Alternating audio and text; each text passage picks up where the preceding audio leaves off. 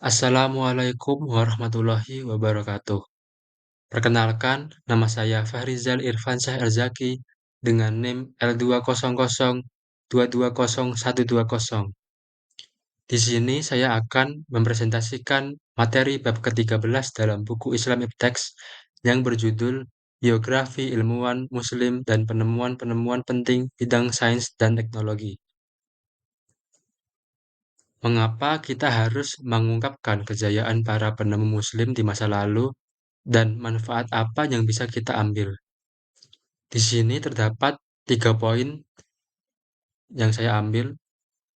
Yang pertama, untuk mengungkapkan informasi dan fakta sejarah peradaban Islam yang pernah mencapai masa keemasannya kepada generasi Islam masa kini, agar generasi muda Islam memiliki semangat yang menggelora untuk memperjuangkan masa depan peradaban Islam.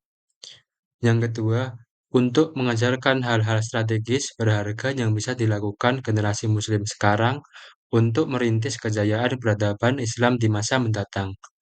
Yang ketiga, untuk melakukan telaah yang mendalam serta evaluasi yang menyeluruh sehingga rahasia kesuksesan ilmuwan Muslim masa lalu bisa diteruskan oleh generasi Muslim masa kini. Saya mengambil beberapa contoh tokoh ilmuwan Muslim. Yang pertama, ada Jabir ibnu Hayyan. Jabir ibnu Hayyan yang di dunia barat lebih dikenal dengan nama Geber adalah seorang ilmuwan Muslim yang diakui secara luas sebagai bapak ilmu kimia. Abu Musa Jabir ibnu Hayyan terkadang juga dipanggil dengan nama Al-Harani dan Al-Sufi. Terlahir dari orang tua yang ahli obat atau apoteker, beliau mulai menunjukkan bakat dan prestasi luar biasa di bidang kimia pada 776 Masehi di Kufah. Kontribusi sains yang paling menonjol dari Jabir ibnu Hayyan adalah bidang kimia. Beliaulah yang memperkenalkan metode ilmiah dalam penelitian kimia dengan cara eksperimen yang merupakan cikal bakal kimia modern.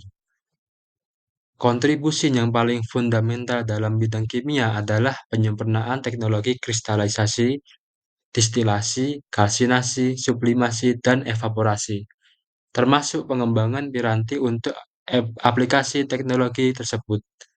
Capaian yang paling fenomenal adalah penemuan dan pengklasifikasian berbagai jenis mineral dan asam yang diproduksi dengan menggunakan piranti rancangannya yang disebut alembik atau ambiguit.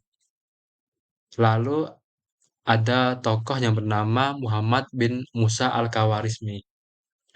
Abu Abdullah Muhammad bin Ibnu Musa al-Khawarizmi terlahir di Khawarizm, Kiva modern sekarang Uzbekistan, selatan Laut Arab sekitar tahun 780 Masehi di sebuah desa bernama Kat dan meninggal pada tahun sekitar 840 Masehi. Beliau hidup pada masa Khalifah Al-Ma'mun yang mengangkatnya menjadi astronomer istana. Salah satu karya monumentalnya adalah Ilm Al-Jabar wa Al-Muqahalah yang merumuskan dan meletakkan dasar ilmu aljabar. Salah satu cabang matematika aljabar diambil langsung dari judul buku di atas. Namanya juga dikenang selalu dalam salah satu cabang matematika algoritma yang diambil dari kata bahasa Inggris algorithm, yang ternyata adalah pengucapan Al-Khawarizmi. Al-Khawarizmi tidak hanya ahli di bidang matematika, bahkan astronomi dan geografi. Pertama kali mengembangkan tabel trigonometri sinus dan diperluas menjadi tangan memperkenalkan angka 0 untuk melengkapi angka 1 hingga 9. Sehingga terjadilah revolusi besar di bidang matematika pada abad ke-9. Di bidang geografi, Al-Khawarizmi merevisi dan mengkoreksi pendapat Ptolemy dan menghasilkan peta dunia pertama kali pada tahun 830 Masehi. Al-Khawarizmi juga berhasil mengembangkan formula untuk volume dan keliling bumi, termasuk juga berkontribusi dalam bidang pembuatan jam, jam bayangan matahari, dan astrolabes. Lalu ada tokoh yang bernama Al-Jahiz. Ilmuwan Muslim keturunan Arab Negro dari Afrika Timur ini bernama asli Abu Usman Amr ibnu Bahar al-Kinani al-Fukaimi al-Basri. Beliau dilahirkan di Basrah dan pada perkembangannya lebih dikenal dengan sebutan Al-Jahiz. Karya-karya beliau sangat luas dalam beberapa subjek, di antaranya sastra Arab, filsafat, kalam, psikologi, sejarah, biologi, dan zoologi. Salah satu karya monumentalnya adalah Kitab Al-Hayawan, ensiklopedia lebih dari 350 jenis hewan yang ditulis dalam 7 volume buku.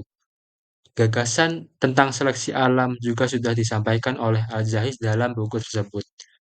Hewan harus berjuang untuk hidup dan eksis di tengah sumber daya yang tersisa, menghindari agar tidak dimakan dan berkembang biak. Faktor lingkungan turut mempengaruhi suatu organisme mengembangkan karakteristik baru untuk memastikan kelangsungan hidup jenisnya sehingga akan bergeser menjadi spesies yang baru. Hewan yang bertahan akan berkembang biak dan mewariskan karakteristik mereka kepada keturunannya. Lalu terdapat tokoh yang bernama Al-Battani. Al-Battani yang bernama lengkap Abu Abdallah Muhammad ibnu Jabir ibnu Sinan al-Raqi al-Harrani al-Sabi al-Battani lahir di Batan, Haran, Suriah pada sekitar 868 Masehi. Ia adalah ilmuwan terkemuka di bidang astronomi yang salah satu karya monumentalnya adalah Kitab Al-Zij. Al-Battani berhasil menentukan bahwa bumi mengelilingi matahari selama 365 hari, 5 jam, 46 menit, 24 detik, yang juga menunjukkan lama waktu satu tahun. Dia juga menghitung bahwa garis bujur terjauh matahari meningkat sebesar 16,47 derajat dibanding hasil perhitungan Ptolemeus.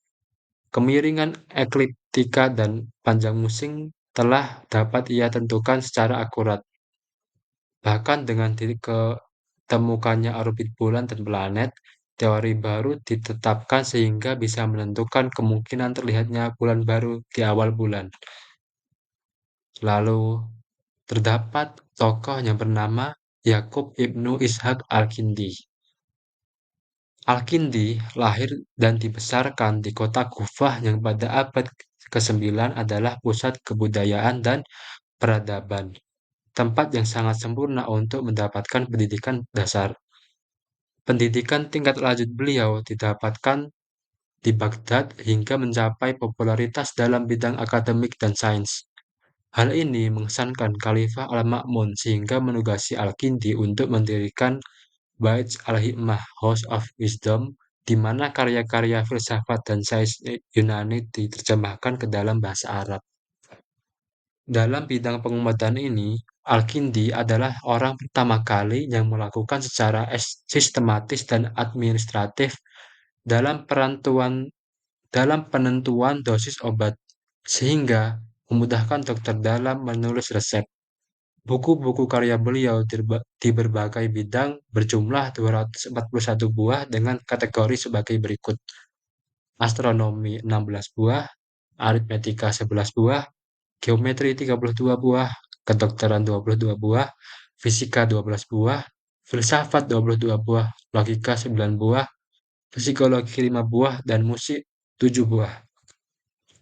Lalu di sini terdapat tokoh yang bernama Al-Biruni.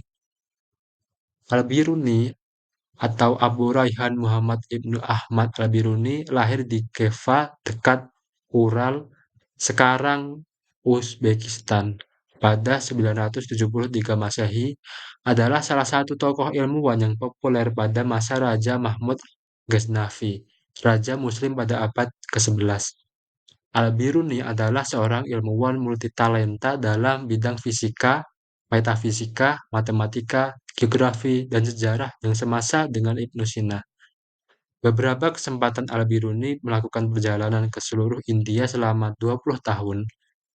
Selama perjalanan keliling India, dia belajar filsafat Hindu, matematika, geografi, dan agama dari beberapa orang. Dengan ketentuan ia mengajar sains Yunani dan Arab serta filsafat pada orang-orang tersebut.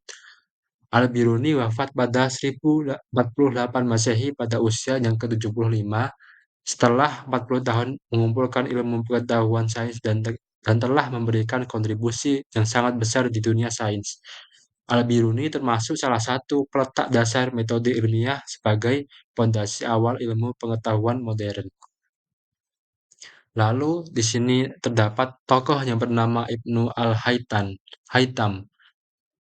Abu Ali Hasan Ibnu Al-Haytham lahir di Basrah 965 Masehi dan mengenyam pendidikan di kota kelahirannya dan juga Baghdad.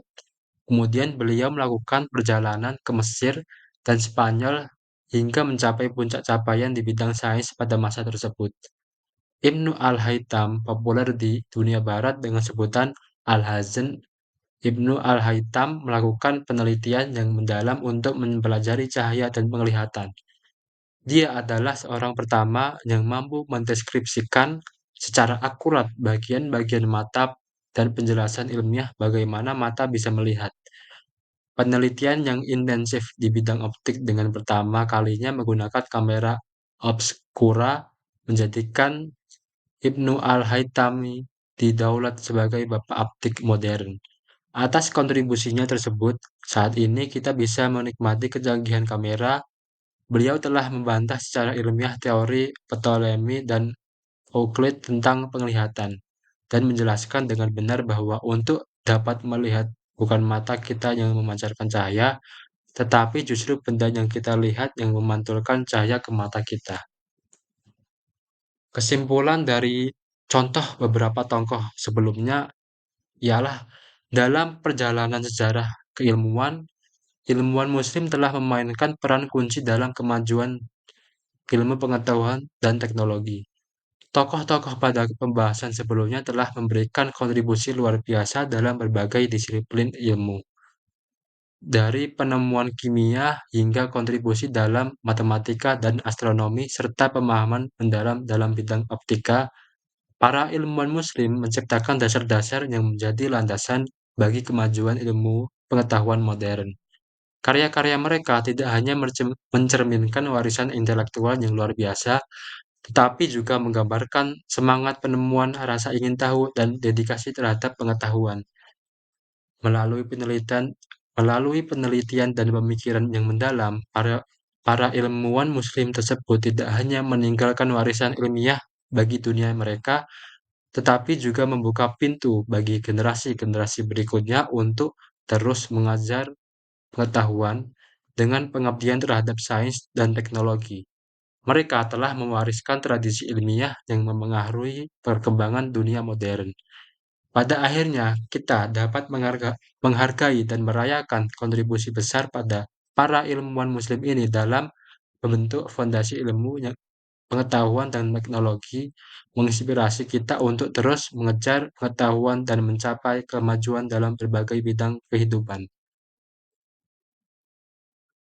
Itu saja presentasi dari saya. Mohon maaf apabila ada salah kata. Sekian, terima kasih. Wassalamualaikum warahmatullahi wabarakatuh.